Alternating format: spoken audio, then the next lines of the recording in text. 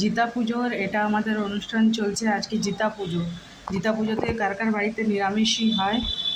তোমাদের যদি আমার ভিডিও ভালো লাগে বা কোনো কিছু লাগে, তোমরা আমাকে কমেন্ট করে জানিও এবং লাইক অ্যান্ড সাবস্ক্রাইব করে দিও। আজ আমাদের জিতা পুজো। জিতা পুজোতে আমাদের খুব পরিষ্কার পরিচ্ছন্ন করে খুব করে পুজো কলস স্থাপনা করা হয়।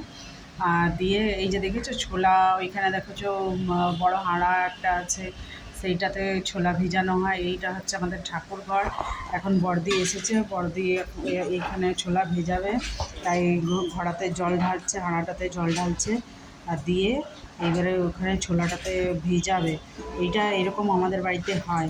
এখানে যতজন আমরা, আমাদের যার যার ছেলে আছে, যার যার যত করে ছেলে আছে সেই তত কিলো করে ছোলা দেওয়া হয়। এই এখন পাতা হয়ে গেল। এইটা আমাদের ঠাকুরবাড়িতেই, ঠাকুর রুমেই পাতা হয়। আর দেখেছো আমাদের ঠাকুরঘরটাও আজকে সুন্দর লাগছে, মনে হচ্ছে কত পুজো হচ্ছে, কত হচ্ছে, খুব সুন্দর লাগছে, ভর্তি ভর্তি যেন লাগছে। দিয়ে এইটা নিয়ে আমরা এটার মধ্যে সেকেন্ড দিন ছোলা নিয়ে, আর তারপরে এইখানে উপোসের দিনে এইখানে আমাদের ডাল গাড়ানো হয়।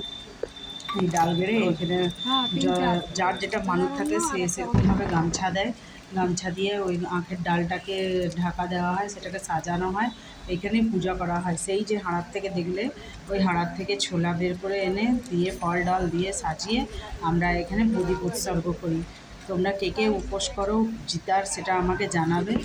আমি আর আমার বড় যা করেছি উপোস, আর এখানে আমরা অঞ্জলি দিতে এসেছি। আমি রাত্রেবেলায় উপোস করে তারপরে কিছু খেয়ে নিই, কিন্তু আমার বড় যা কিচ্ছু খায় না, নির্জলা উপোস করে আমার বড় যা। এটা জিতাটা যাই হোক ছেলের জন্য করা হয়। এটা তোমরা কে কে করো এটা কমেন্ট করে জানাবে। আর তোমার আমার ভিডিও কেমন লাগলো সেটা অবশ্যই বলবে, লাইক অ্যান্ড সাবস্ক্রাইব করে দেবে। Thank you.